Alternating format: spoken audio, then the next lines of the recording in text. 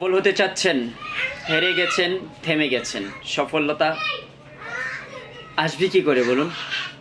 দেখেন, চাওয়াকে পাওয়ার জন্য লেগে থাকতে হবে, বারবার হেরে যাওয়ার মন মানসিকতা রাখতে হবে। বিশ্বাস করুন, আপনাকে কেউ হারাতে পারবে না। ঠিক এরকম একজন সফল ব্যক্তির গল্পই করতে যাচ্ছি। Abraham Lincoln. 1809 সালের 12ই ফেব্রুয়ারি তার জন্ম। তিনি ছিলেন একজন মার্কিন রাজনীতিবিদ ও আইনজীবী। 1861 সালের 4 মার্চ থেকে 15 এপ্রিল 1865 সাল পর্যন্ত তিনি আমেরিকার 16তম প্রেসিডেন্ট ছিলেন। আমেরিকার সর্বকালের সেরা প্রেসিডেন্ট হিসেবে তাকেই ধরা হয়। আমেরিকায় দাসদের স্বাধীনতা লাভের পেছনে তার অবদান ছিল সবথেকে বেশি। তার নিজের জীবনের গল্পটা ব্যর্থতায় মোড়ানো থাকলেও পরবর্তীতে তিনিই হলেন পৃথিবীর ইতিহাসের সফলতম মানুষদের একজন। রাজনীতি ও খ্যাতির দিক দিয়েও নিঃসন্দেহ তিনি ছিলেন সফল ব্যক্তি। 23 বছর বয়সে তার চাকরি চলে যায়। সেই সময়ে তিনি তার প্রথম নির্বাচনেও হারেন।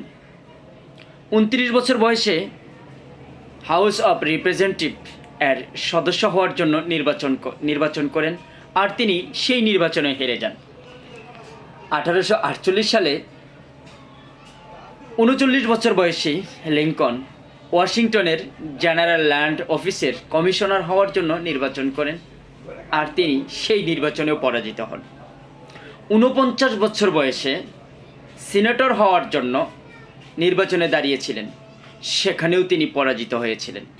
এত ব্যর্থতার পরেও তিনি রাজনীতি না ছেড়ে চেষ্টা করে গিয়েছিলেন। অবশেষে 1861 সালের 52 বছর বয়সে তিনি আমেরিকার প্রেসিডেন্ট নির্বাচিত হয়েছিলেন। প্রেসিডেন্ট হওয়ার আগে প্রায় পুরো সময়টাই ছিল তার ব্যর্থতার গল্প, কিন্তু এরপর তিনি ইতিহাস বদলে দেন। 15 এপ্রিল 1865 সালে তিনি মৃত্যুবরণ করেন। এক কথাই বলতে চাচ্ছি আমি সেটা হচ্ছে, আপনি রাজনীতি করছেন, আপনার দল হেরে গিয়েছে, আপনি রাজনীতি করছেন বা আপনি নির্বাচন করছেন, আপনি বারবার হেরে যাচ্ছেন। বিশ্বাস করুন, আপনি লেগে থাকুন, সফলতা আসবেই।